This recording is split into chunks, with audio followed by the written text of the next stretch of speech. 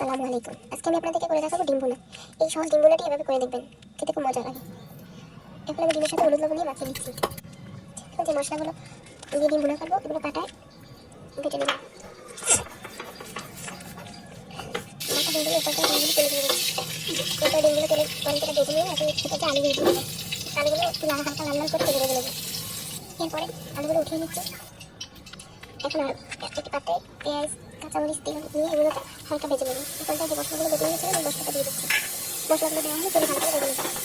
লাল লাল হয়ে গেলে এরপর দেবো হলুদ, মরিচের গুঁড়া, সবগুলো দেওয়া হলে এগুলো হাতে থেকে ভেজে এরপরে দিয়ে দেবো পানি দিয়ে মশলাটা ভালো মতো কষিয়ে নেবো। কষানো হয়ে গেলে এর মধ্যে দিয়ে দেবো আলুগুলো দেওয়া হলে আলুগুলোর মধ্যে পানি দিয়ে দেবো যাতে একটু আলুগুলো ভালোভাবে সিদ্ধ হয়। আলুগুলো একটু সিদ্ধ হওয়ার পরে এরপরে দিয়ে দেবো হচ্ছে ডিমগুলো দেওয়ার ফলে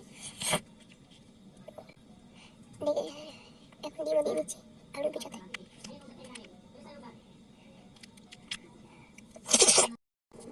এইভাবে করে ডিম ভুনা করে দেখবেন, ভাত রুটি পরোটার সাথে খেতে খুব দারুণ মজা লাগে।